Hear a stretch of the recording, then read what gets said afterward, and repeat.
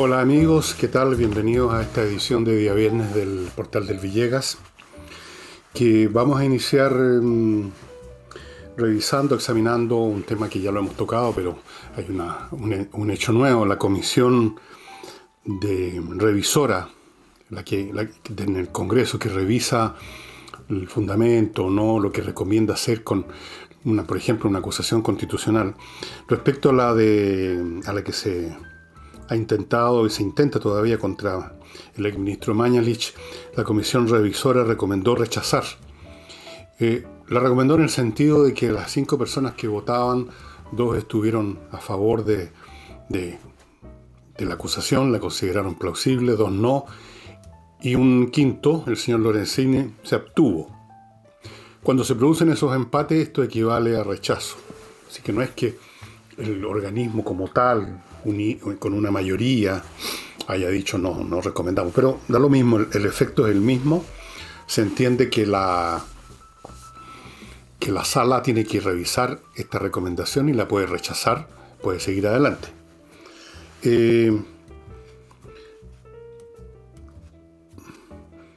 Más de alguno de los, uno de los 2 que rechazaron de frentón la acusación, manifestó que el asunto le faltaba consistencia a la acusación, completamente, que era un asunto que no tenía ningún fundamento. Y piensen ustedes en esto. Fíjense que uno de los elementos de la acusación es que Mañalich habría puesto en riesgo la vida de la población.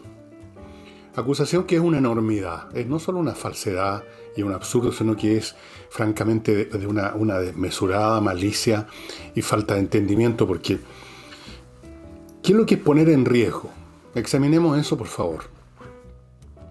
¿Cuándo, en qué circunstancias nosotros decimos que alguien con su conducta ha puesto en riesgo alguna cosa o incluso vidas? Decir que alguien ha puesto en riesgo supone saber a priori, de antemano, que tal conducta es riesgosa en comparación con otra u otras que no lo son. Es decir, se trata de una situación, por ejemplo, conducir un vehículo, conocida, en virtud de lo cual se sabe qué formas de hacerlo, por ejemplo, conducir un vehículo, son seguras y cuáles son riesgosas. Asume un conocimiento de los parámetros en que se mueve cierta conducta y que permiten calificar, por lo tanto, algunas de ellas como seguras y otras como riesgosas. ¿Qué se sabía y qué se sabe todavía de esta pandemia para poder hacer ese juicio? Nada. Pregúntenle ustedes a los especialistas, y no me refiero a estos especialistas al vapor que han surgido en todos los sectores, en los centros, en los think tank y en otros lugares. No, pregúntenle a médicos, a especialistas en salud pública, si se sabía algo de antemano respecto al modo de expansión, al grado de contagio, al grado de letalidad de esta pandemia. Todavía no se sabe. Se ha ido recopilando información, pero todavía no hay una norma, un conocimiento definido, o por lo menos suficientemente avanzado como para poder decir qué es lo que es eficiente, qué es lo que no lo es, qué es lo que es seguro y qué es lo que es riesgoso. Usted no puede calificar de riesgoso una conducta si no sabe cuáles son las conductas seguras. Es tan simple como eso. Entonces, la persona que redactó esto no piensa bien, o tenemos que asumir que esa persona sabía y sabe cuáles eran las maneras correctas, seguras, para conducir las medidas que tomó Mañalich cuando estaba de ministro. No existe eso. Pero como no bastó esta afirmación ilógica, agregaron que Mañalich había caído en una falta de probidad. ¿Qué quieren decir con eso? Este es el diccionario de la lengua española, para que no crean que estoy yo haciendo cosas gratuitas, así a mi gusto. Y busqué la definición de probidad, por si alguien quiere verificar que lo que yo digo es cierto. Esta definición se encuentra en el tomo 2 de los 2 tomos, en la página 1837 y dice una definición súper corta, de una palabra: probidad es igual a honradez. ¿Qué tiene que ver la honradez en toda esta materia, me pregunto yo? ¿En qué sentido no habría sido honrado Mañalich en las medidas que tomó? ¿En qué medida? ¿En qué no fue honrado? Algunos dirán, no fue honrado en las cifras que entregó. Pero resulta que con las cifras tampoco hay un criterio preciso acerca de qué es, de cuántos, a ver, ¿cómo decirlo? De quién se puede definir categóricamente como víctima del COVID.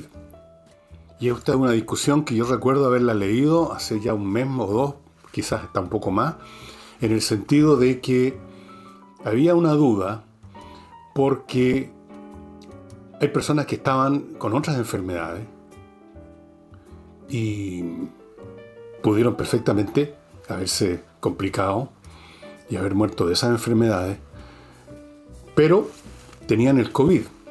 Ahora, si uno está contagiado con COVID, pero se muere de un cáncer, voy a ponerlo bien así en extremo el ejemplo, bueno, uno se murió del cáncer, no del COVID. No porque uno también tenía el virus de esta epidemia, significa que se murió de ella, se murió de lo otro. Es como que dijéramos que se murió del COVID a una persona que está contagiada, le atropella un micro. Entonces lo sumamos a los muertos por COVID, porque tenía el COVID. Es una definición que no ha llegado a una norma consensuada. Y por consiguiente, no solo en Chile, sino que en otras partes, y ustedes pueden verificarlo eso estudiando, buscando los artículos correspondientes en la prensa internacional, en internet, de, bueno, ¿quiénes murieron realmente del COVID? ¿Cuántos son los muertos por COVID? Esa es una pregunta que se han estado haciendo, que se hicieron mucho hace unos meses atrás, precisamente cuando Mañalich estaba a cargo de esta cuestión. Entonces, falta de honradez, tampoco puede aceptarse esa acusación, asumiendo, porque todas son suposiciones, de que el señor Mañalich dio adrede, por una falta de honradez, las cifras. En lo que insiste una funcionaria, o un funcionario, que uno no conoce realmente qué conocimiento tiene ese funcionario o funcionaria, porque hemos visto en esta ocasión y en otras en relativo a otro tipo de temas a personas que por razones políticas o odiosidades personales incluso hacen acusaciones y se convierten por eso en un dogma absolutamente irrefutable. O sea, alguien acusa a alguien, yo conozco porque experimenté todo esto, de tal o cual cosa, y eso es suficiente, acusar, decir.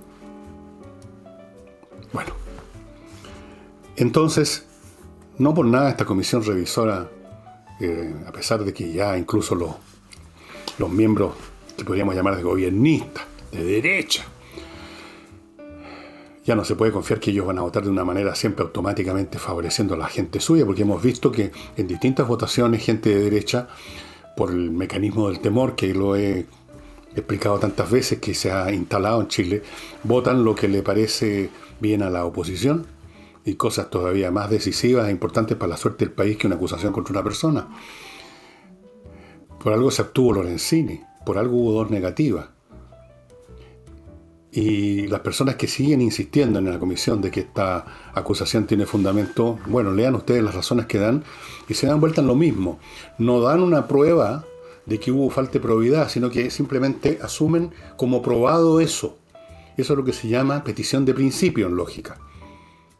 No dicen, esta persona fue deshonesta, o sea, no hubo probidad en su conducta por esto, esto y esto, sino que simplemente se dan vuelta en lo mismo y dicen, no, la acusación es válida porque por falta de probidad y porque puso en riesgo la vida de las personas. Es decir, cero análisis, cero seriedad, cero responsabilidad, mucha malicia, mucha política. Bueno. Ese es un tema que ya está un poquito viejo. Ustedes dirán, bueno, ya pasó esto, si lo acusan o no lo acusan, ya lo mismo. Pero fíjense ustedes que no es la única acusación que está en este momento en trámite. Se acaba de entrar la acusación constitucional contra el señor Pérez, el duro Pérez, que en el fondo resultó más blando que una sustancia de Chillán, lo están acusando. Y ya vamos a entrar a ese tema. Antes de eso, para variar un poquito, antes de volver a la política chilena, antes de volver a las acusaciones constitucionales, antes de volver a qué mecanismo psicológico, político hay detrás de esta hilera, ya van 9 acusaciones constitucionales, no estoy contando estas llamadas a terreno, estas interpelaciones que hacen. Voy a tocar un tema que nos atañe como país y que tiene que ver también con lo que está pasando en el planeta, y es estas flotas pesqueras chinas inmensas. Estoy hablando de flotas de más de 300 barcos pesqueros. Y digo barcos, no crean ni por un momento que estamos aquí hablando de unos pescadores que andan en un bote a remo. Son unos barquitos bastante grandes. Estamos hablando de barcos bastante grandes. 300. 400. Esos son los números con que se mueven estas flotas chinas. La flota china que anda cerca de las costas de Chile ahora, relativamente cerca, estuvo primero frente a Ecuador. Se metieron en la zona económica exclusiva de Ecuador. Se metieron incluso en una zona protegida por la humanidad que es las Islas Galápagos, donde hay un ecosistema que tiene que ser preservado. Se metieron porque son depredadores. Ecuador los echó de ahí. Llegaron barcos de la Marina ecuatoriana. Luego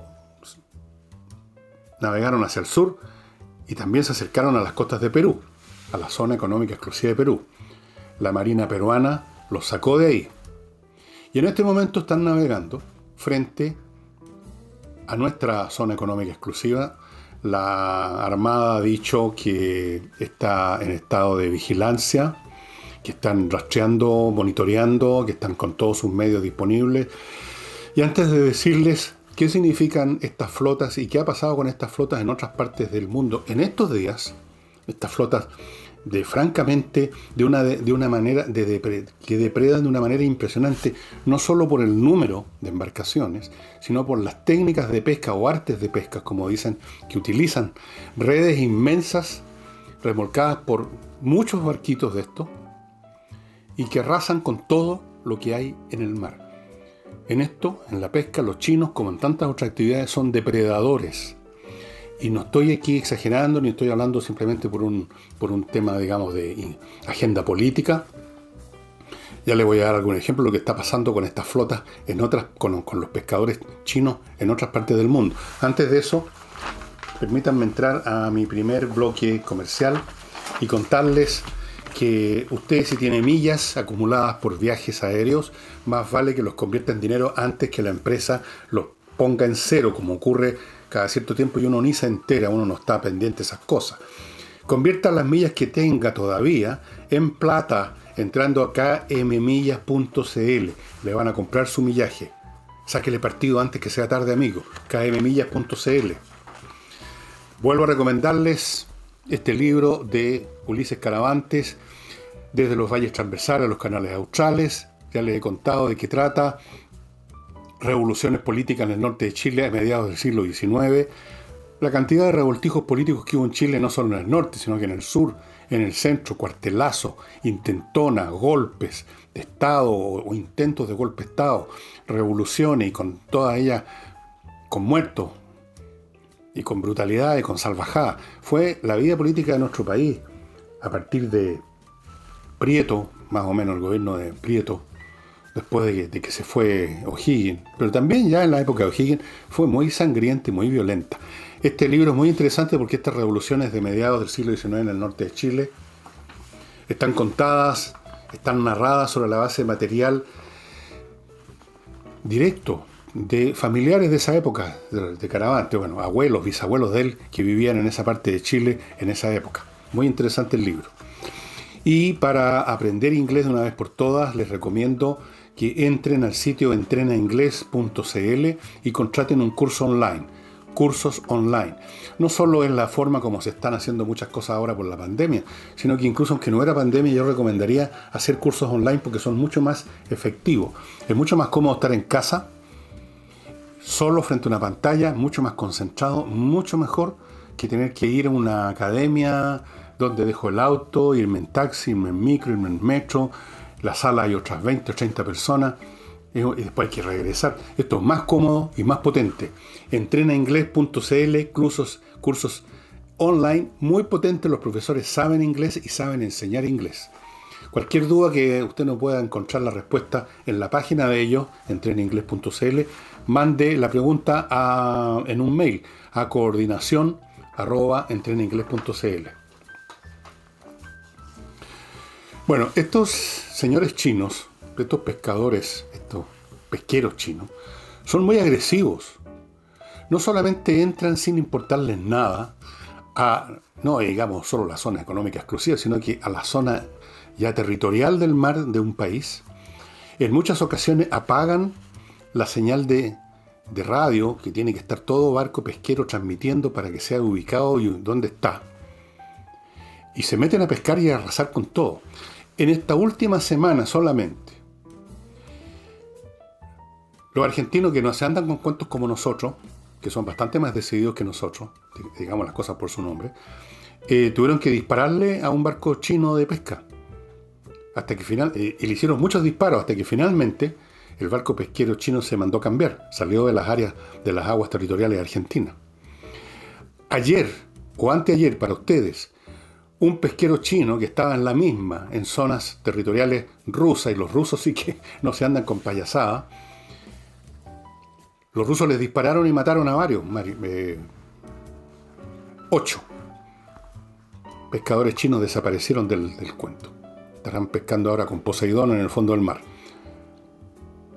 En otra oportunidad, un barco del guardacostas ruso tuvo que hundir, o sea, el de anteayer lo hundieron, antes ya lo habían hecho también. En estos mismos días, los indonesios tuvieron que abrir fuego contra pesqueros chinos porque los estaban controlando no en un barco, en un guardacosta, en un barco más o menos grande, más grande que un pesquero, sino que los estaban controlando desde estas lanchas a motor que son más pequeñas que un pesquero, y los chinos les tiraron los barcos encima. Entonces los soldados de Indonesia tuvieron que disparar y creo que hirieron a uno de los chinos. En Filipinas, la misma situación, han tenido que expulsar a balazo a los pescadores chinos. En Corea del Sur, esta misma semana, todas estas cosas que les estoy contando han ocurrido en los últimos 5 o 6 días. En Corea del Sur hicieron lo mismo contra pescadores chinos que no obedecen las órdenes de irse, porque primero se les avisa, luego se hacen unos disparos al agua y los tipos siguen. Incluso los atacaron disparando piedra y botellazo de uno de los barcos hasta que tuvieron que dispararle. Estoy contando todo esto para que sepan con qué clase de flotas nos estamos enfrentando. Estas flotas depredan y arrasan con todo. Como ya arrasaron sus propias aguas, ahora van a arrasar las de otros países. China de repente pareciera un nido inmenso de hormigas depredadoras o de, no sé. Claro, me imagino que ellos tendrán que tratar de alimentar a su gente.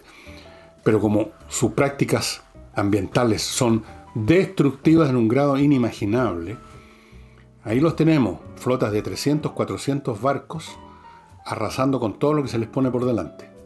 Yo espero que la Marina chilena se tome en serio esto y no nos diga solamente que está cautelando, pero deje que los chinos vengan a nuestras aguas, a nuestra zona económica exclusiva y arrasen con lo que andan buscando y con lo demás también. Por lo demás también es sacado y es destruido.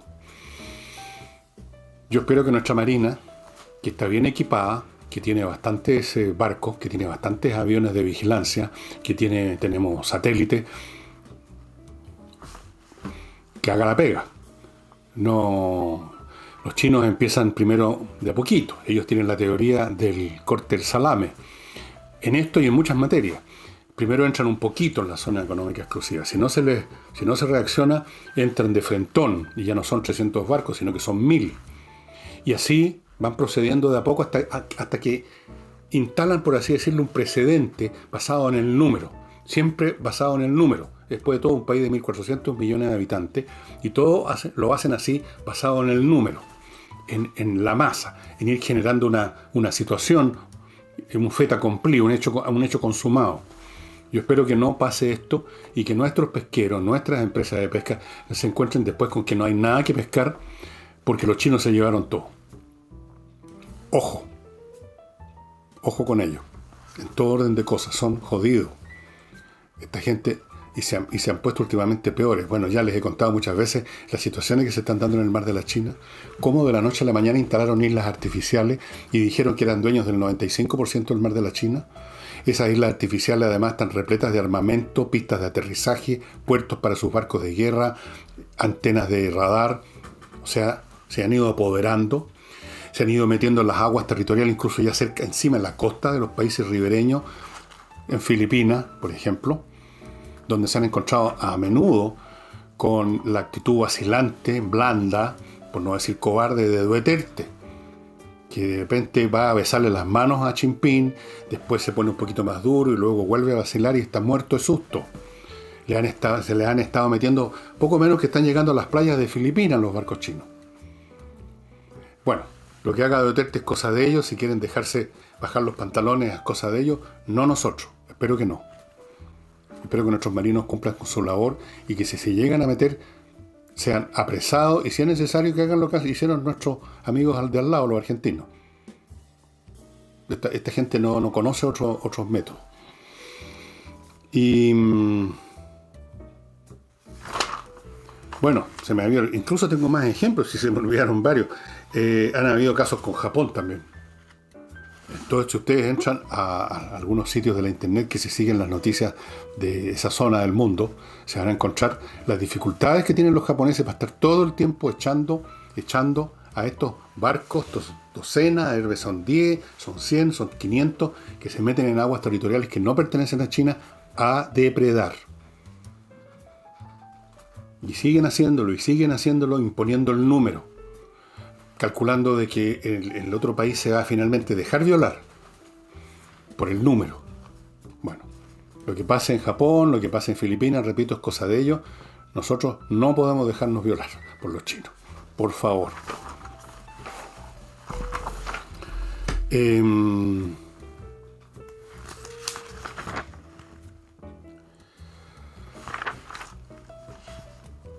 Vamos a la otra acusación constitucional entonces, volviendo a Chile, que es contra Pérez, que ya entró en el trámite, y que es la novena, con la cual, la novela en 2 años, con lo cual yo diría la izquierda efectivamente batió un récord, como dijo Belolio, batió un récord.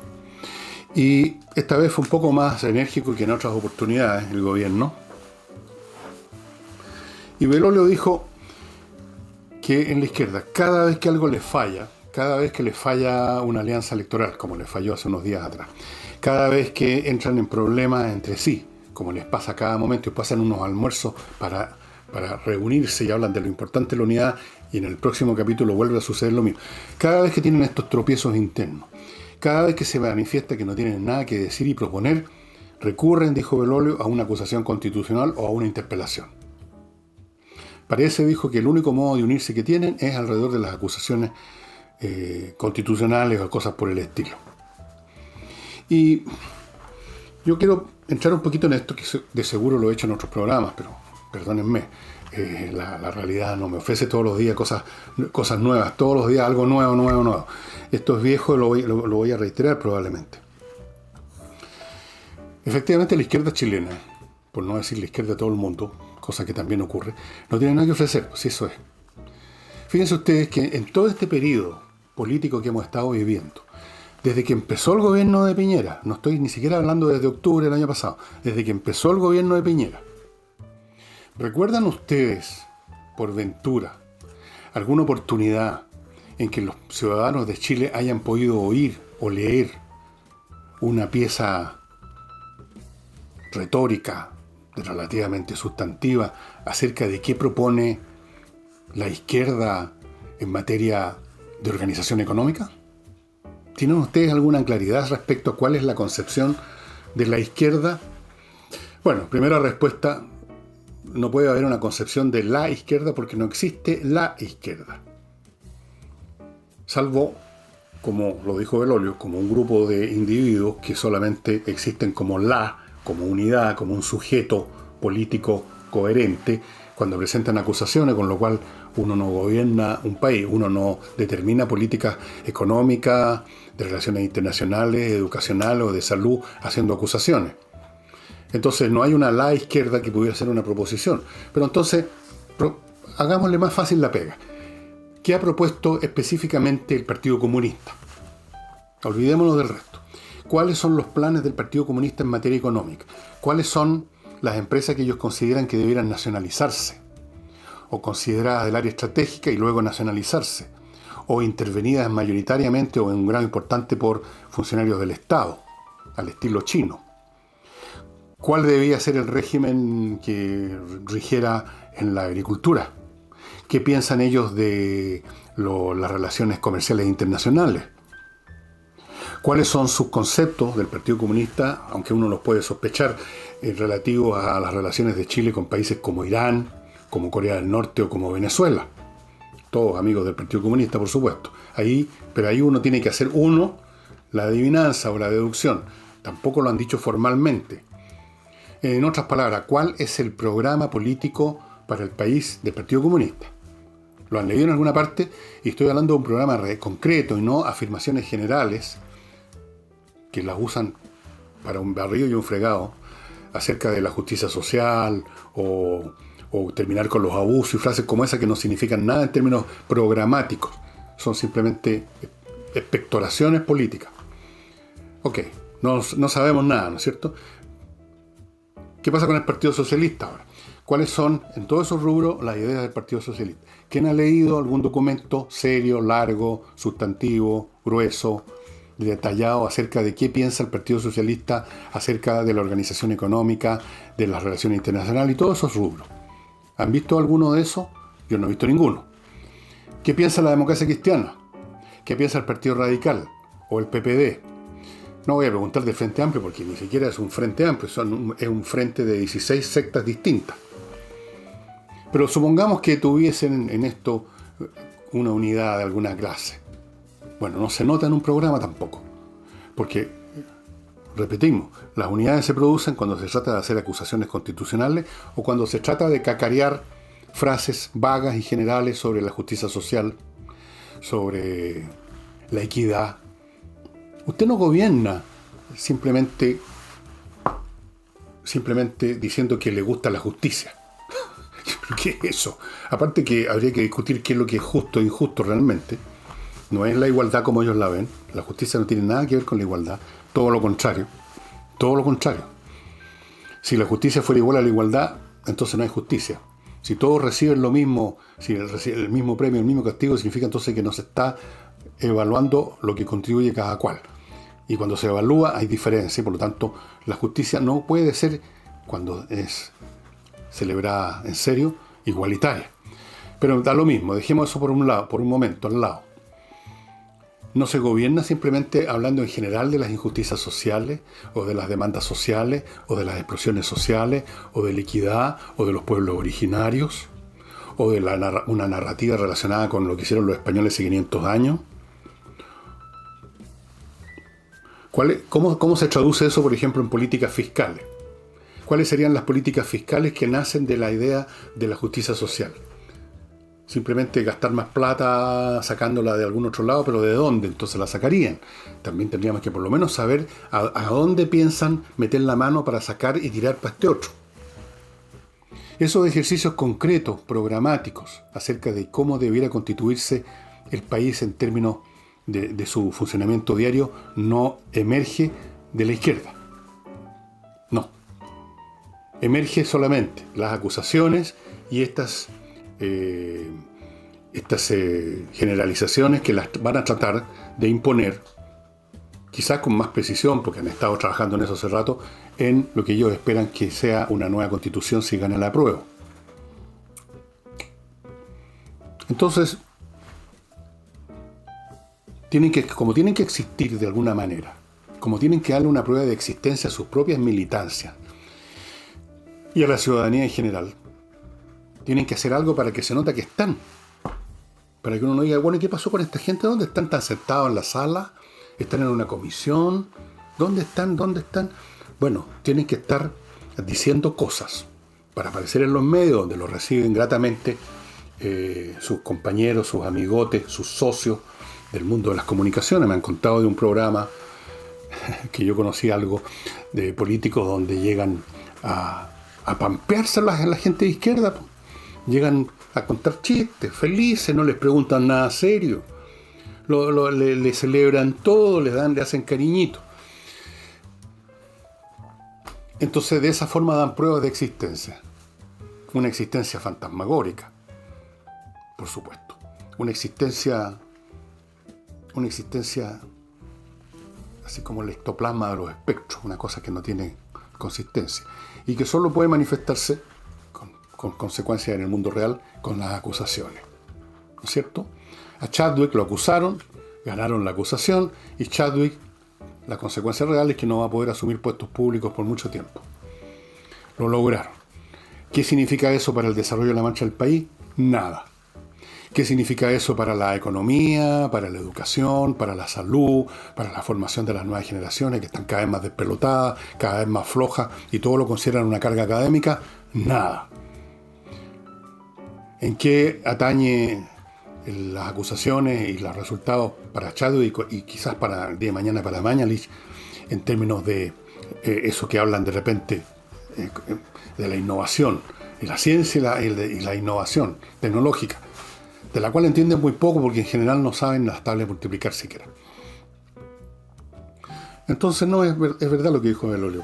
Solamente se reúnen, aparecen como una cosa que existe, tienen una apariencia de que existen, haciendo acusaciones constitucionales basadas en tonterías como la que analizaban antes, de la falta de probidad o de poner en riesgo la vida de la población, como si, fíjense ustedes además esa frase, poner en riesgo la vida de la población, o sea, poner en riesgo la vida de toda la población de Chile, o sea, como si hubiera estado Mañalich manipulando sin saber una bomba de hidrógeno, poniendo en riesgo la vida de la población, de los 17 millones de personas. Ese es el nivel de intelecto y de programas y de ideas concretas que tiene la izquierda, y por eso que tienen que caer en estos numeritos cada cierto tiempo.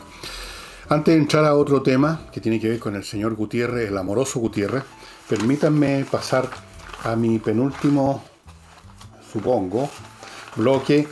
Les recuerdo, amigos, que si tienen ustedes un problema legal civil, recurran a Salinas y Ojeda, que se especializan en casos civiles, no penales ni tampoco laborales, civiles. Son especialistas, conocen la pega de memoria y tienen una muy buena tasa de éxito por lo mismo, porque son especialistas. No se pongan en manos de un abogado que le hace al barrido y al fregado, porque probablemente el que va a salir fregado y barrido va a ser usted. Salinas y Ojeda, casos civiles, como los que le he mencionado con ejemplo tantas veces. No olvidéis, amados hermanos, Lavoclub, pues, el detergente más eficiente que usted puede encontrar, hecho en Chile por trabajadores chilenos, por químicos chilenos, que es biodegradable, que es hipoalergénico, que viene en un envase de 10 litros, que se lo traen a la casa, que se lo reponen en la casa. ¿Y qué más se puede pedir, caramba? Además, ahora usted puede encargar a Lavoclub que le traiga un envase bastante grandecito con aromatizante y suavizante para que tenga el equipo completo con que hoy en día se lava la ropa. Lavoclub. Y acuérdense de la promoción de que está celebrando Miclimo para que usted tenga una estupenda climatización que es infinitamente superior a todo lo que usted conozca, que la chimenea, que la estufa parafina, que la estufa leña, que esto, que el otro, que la... Olvídese toda esa cuestión, o las estufas eléctricas que calientan re poco, salen más caros. Bueno, miclimo.com le ofrece la posibilidad de que usted adquiera sus dispositivos, que son fantásticos, le sirven en verano y en invierno, sin ruido, funcionan con un poquito de electricidad, están conectados a internet, son salvajes, otra dimensión. Y tiene ahora la posibilidad usted de comprar este equipo o equipos, se va a poner varios, y a los 60 días, si por algún motivo no quiere seguir con esto, lo devuelve y le devuelven la plata. 60 días de prueba. ¿Qué más quiere? miclimo.com. Y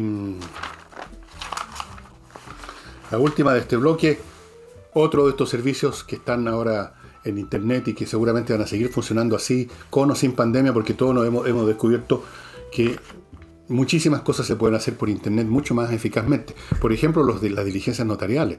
En vez de estarse instalando por horas en una notaría esperando el trámite, que es lento, hay mucha gente, lo de siempre, usted entra a notariospress.cl, anota el papel que necesita, le piden los datos que se requieren, los pone ahí, luego paga con la tarjeta en esa página, usted conoce cómo se compra en internet, y luego todo lo que tiene que hacer es ir, cuando le dicen, al otro día, a lo mejor en un par de horas, a la notaría, a retirar el papel que ya está listo, lo firmó el notario, usted ya lo pagó, lo tiene que firmar ahí, eso es una exigencia jurídica, y en un par de minutos está listo en vez de estar horas instalado.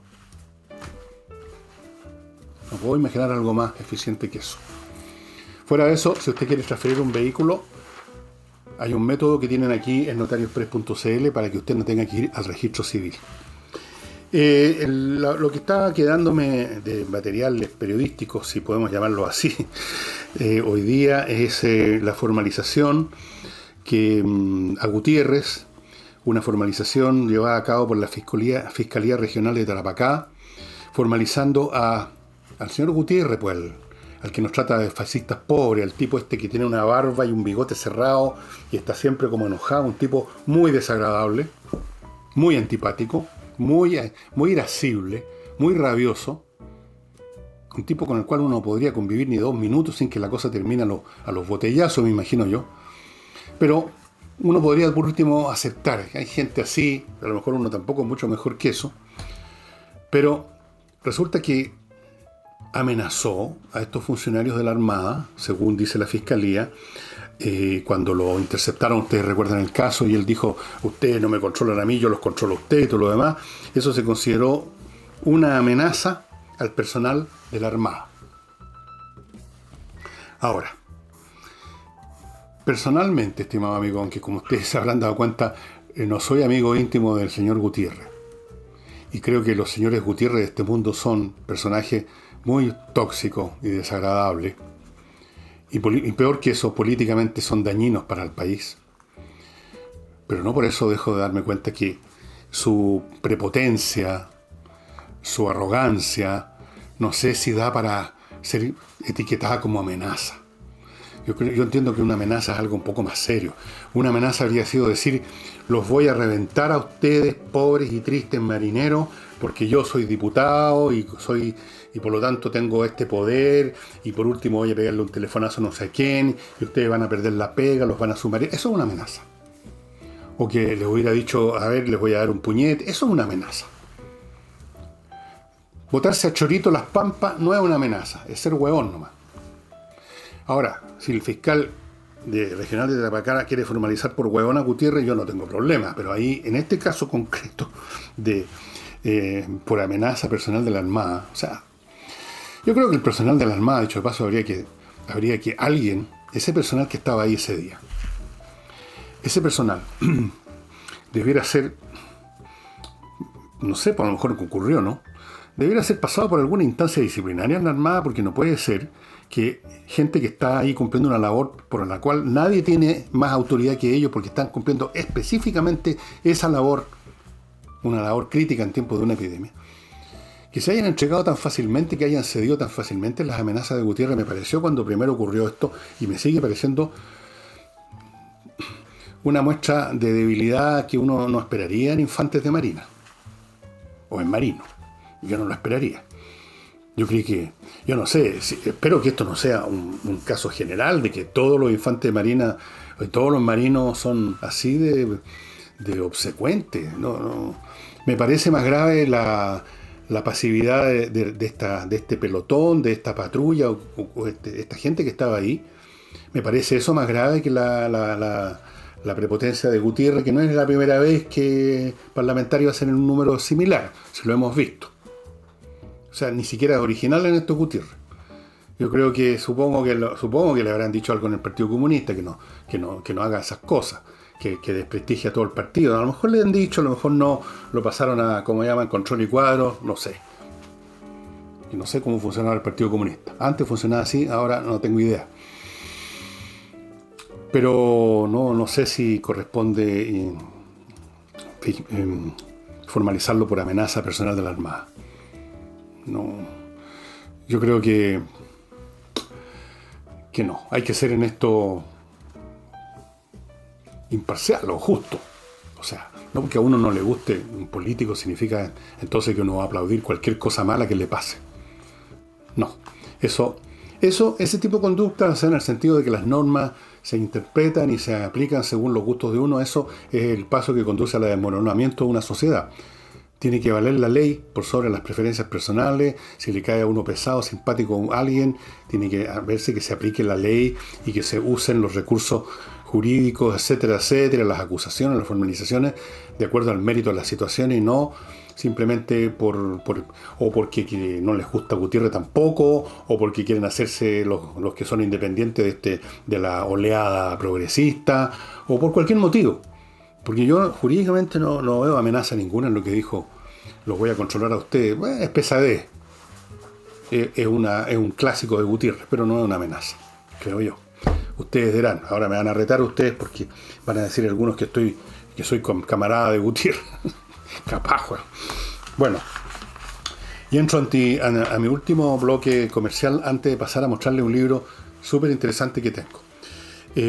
Primero les cuento el ajedrez, que está disponible en espacioajedrez.com para que usted le entregue a los niños, a los cuales quiere regalarles algo que va a servir para toda la vida, que los va a formar, va a ser importante en sus vidas. No va a ser un juguete, no va a ser un regalo más que se olvida. Va a ser, para muchos, no todo. Hay personas que no les entran las balas, digamos. Pero para niños inteligentes, créanme que el ajedrez los va a poner en una senda en donde van a empezar a sacarle más y más partido a sus dotes personales. Espacioajedrez.com, ahí está el tablero, la caja con el tablero, las piezas, las licencias para entrar a Espacio Ajedrez, también está el reloj digital. Las dos cosas se pueden comprar por separado, no hay obligación de comprar las dos y las dos llegan muy rápido a sus manos. Espacioajedrez.com, estimados amigos. Para vender un inmueble, ya saben ustedes, pues. Nadie más rápido que Hey, el corredor más rápido de Chile. No les digo más, lo de los métodos especiales que él tiene, pónganse en contacto con él y vendan de una vez por todas. Y si tiene usted riendos, si usted es rentista, páseselos a Hey para que se los administre él y usted se evita los problemas de siempre. Controller. Quiere dejar su empresa funcionando al máximo en capacidad, cosa que va a ser más importante que nunca ahora para recuperarse. Y no solo recuperarse, sino que una vez aprovechar de obtener ventajas sobre los competidores. Póngase en manos de Controller. Esta empresa creada por contadores auditores con 20 años de experiencia en instituciones internacionales, en grandes empresas internacionales, van a revisar cómo funciona la gestión de su empresa en todos sus aspectos y van a encontrar las fallas, van a encontrar los problemas, le van a dar los consejos para repararlo y llegado el caso se van a hacer cargo, si usted así lo decide, de la gestión. Ellos tienen planes para empresas pequeñas, medianas o grandes. Póngase en contacto con ellos, no pierda tiempo, no pierde nada además, ni un centavo con contactarlos, contarles de su empresa y ver qué se puede hacer al respecto. Y para los que ya están, y parece que cada vez son más, invirtiendo fuera de Chile, lamentablemente, pero es así. Los que quieran invertir en Estados Unidos y no saben por dónde partir, yo les digo, partan entrando a la página inviertaenusa.cl, amigos. Ahí se van a encontrar con una empresa, con una entidad que no solo conoce cómo se hace jurídica y legalmente, sino que tiene cientos de ofertas comerciales, inmobiliarias, franquicias, de todo.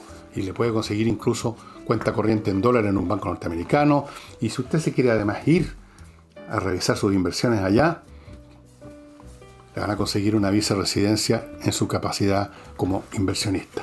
Inviertaenusa.cl puede ser la puerta de entrada para una nueva vida suya como emprendedor. El libro que les voy a mostrar hoy día es muy interesante por muchas razones. Especialmente en tiempos como estos, tiempos de convulsión política, en que todo parece cambiar, todo está cambiando, algunas cosas parece que además de cambiar van a derrumbarse, van a emerger otras que pueden ser unos engendros o no, no sabemos, esperemos que no. Y uno se pregunta, ¿qué te pasó Chile? Yo he visto algunos columnistas que se hacen esa pregunta, ¿qué te pasó Chile? ¿Qué pasó con Chile? ¿Cómo es que un determinado orden se derrumba? En unos pocos años emergen fuerzas, energúmenos, personajes, castas políticas, algunos de ellos realmente que no se sabe cómo llegaron al Congreso, toda una serie de situaciones que están desfondando la situación a la cual estábamos acostumbrados. ¿Cómo pasan esas cosas? Bueno, la historia nos enseña mucho, porque prácticamente no hay proceso que una sociedad viva en un momento dado que no haya sido vivido antes por otra sociedad en distintos niveles de intensidad, si ustedes quieren, en otras circunstancias, con otro ropaje. Pero el drama ha sido muy similar, pero súper similar. Y aquí, este libro, La tormenta antes de la tormenta. Miren el título excelente de Mike Duncan, El principio del fin de la República Romana. Como ustedes saben, Roma, el Imperio Romano, antes de ser imperio, era una república. Habían autoridades elegidas por los ciudadanos con una serie de mecanismos electorales que son, ¿para qué los voy a explicar cómo eran? Además cambiaron con el tiempo, pero eran elegidos todas las autoridades, los cónsules, los pretores, los censores, los procónsules no. Todas estas personas eran elegidas directo e indirectamente. Había una casta que manduqueaba a todo el mundo, pero aún a ellos tenían que tomar en cuenta al pueblo, porque tenían que convencerlos a sus clientelas políticas que votaran por ello. Era una república, imperfecta, pero una república, y se convierte en un imperio. ¿Cómo ocurrió eso? Todos más o menos tenemos una idea de que en los últimos 50 años la república, o sea, en el siglo I a.C., digamos, pongámosle por poner una fecha en el año 90 a.C., 80 a.C., empiezan a aparecer otros personajes, otras tensiones, aparecen los Julio César, los Craso, aparecen los Cicerón, aparecen los Catón, empieza a desmoronarse todo y finalmente llega el imperio. Pero ¿cómo se preparó eso? Y por eso que se llama esto la tormenta antes de la tormenta. La tormenta propiamente tal que derriba la república ocurre, por así decirlo, por ponerle una fecha, en los últimos 100 años de la república. Ahí aparecen estos personajes. Ya a mitad del primer siglo antes de Cristo ya tenemos a Julio César activo y en fin. Pero ¿cómo se produjo esa tormenta? Bueno, por una tormenta anterior. Y ahí está lo interesante, porque ahí aparecen realmente los mecanismos causales que generan las condiciones de esta tormenta final. La tormenta que precede la tormenta, que preparó la tormenta. Es decir, nos remontamos un poco más atrás, la historia no ya de los últimos 100 años, sino que más o menos desde el año 146 a.C., en el momento mismo en que Roma termina por destruir Cartago, su gran rival en el Mediterráneo, y termina también por ponerle la pata encima a la independencia de las repúblicas o de las polis griegas, y en fin, establece ya de facto un dominio sobre todo el ecumene del Mediterráneo. ¿Qué empezó a pasar? ¿Qué elementos que antes mantenían en vigencia las costumbres, los mores que se llamaban, las costumbres antiguas, las tradiciones, las maneras de conducirse, que ni siquiera había que pensar en ellas ni escribirlas, los políticos cómo se conducían, cómo llegaban al poder? ¿Qué empezó a pasar? Que eso se desfonda y aparecen estos energúmenos del final del siglo, del primer siglo antes de Cristo, que hace posible que aparezca un Julio César o un Craso o un Pompeyo. ¿Qué elementos se derrumbaron? Que eran los que mantenían visible o invisible la república, y que al desmoronarse, por lo tanto, producen el desmoronamiento de la república en un proceso muy rápido. Y ahí uno encuentra cosas muy interesantes que atañen en parte a cualquier sociedad contemporánea. Desde luego, por ejemplo, uno piensa cada momento cuando lee estos libros lo que está sucediendo en Estados Unidos. La tormenta que precede la tormenta es además un libro extremadamente bien escrito y extremadamente informativo, que entretiene. Parte este libro cuando el procónsul Publius Escipio Emiliano, llamado también el africano, está de pie frente a los muros de Cartago observando a la ciudad en llamas. Después que luego de un largo sitio, dice, y sangriento sitio o asedio, los romanos habían logrado penetrar los muros y atravesado el corazón de su mayor enemigo. Los cartagineses se habían puesto una dura batalla forzando a los romanos a conquistar la ciudad calle por calle. Pero al final de una semana de combates, los romanos prevalecieron. Después de sistemáticamente saquear la ciudad, Emiliano ordenó que Cartago fuera destruida y que los habitantes que quedaban, los que no habían muerto en la batalla, o fueran vendidos como esclavos o fueran reubicados hacia el interior de África, lejos de la lucrativa bahía en las costas de Nordáfrica. Cartago ya no era más. Y se dice que este personaje, al ver esta destrucción, lloró. No tanto por pena por lo que le había sucedido a Cartago, que había sido un imperio comercial importante con el cual había tenido 3 guerras, esta era la tercera, la final, Roma, sino porque vio, se lo preguntaron, porque lloraba, que algún día le podía pasar lo mismo a Roma, y efectivamente le pasó lo mismo a Roma, solo que mucho, pero mucho tiempo después. Súper interesante este libro, entonces, está en Amazon, La tormenta antes de la tormenta. Nosotros tenemos nuestras pequeñas tormentas también acá, no tan pequeñas en realidad, pequeñas a nivel escala planetaria, pero para los que estamos acá adentro, inmensas. Y realmente, cuando uno no hace el esfuerzo de pensar un poco de lo frágiles que son las sociedades, de cómo instituciones y costumbres que parecían sólidas, indestructibles, que habían durado mucho tiempo, pero eran frágiles todo el tiempo. Hay cosas que pueden durar mucho tiempo, pero que al menor empujón, al caerse, se quiebran. Y pasa eso con las instituciones, con las costumbres, con los valores. Se pueden desmoronar y se desmoronan muy rápido. Y eso sería todo por hoy, estimados amigos. Les recuerdo que las preventas continúan de mi libro Insurrección y del libro Historia de la Felicidad, y que esto tiene un límite porque no vamos a poder imprimir un número ilimitado de libros, porque para eso necesitaríamos un capital que no tenemos, de lejos. Si no es por esta preventa no podemos imprimir nada. Entonces, los que están interesados en estos libros, en uno de los dos o en los dos, hagan la compra ahora, la precompra ahora. Si no están interesados, por supuesto, no tienen ningún problema. Pero si están interesados, después me llegan a mi mail pidiéndome el libro, resulta que yo no los tengo. Me ha pasado con varios ya.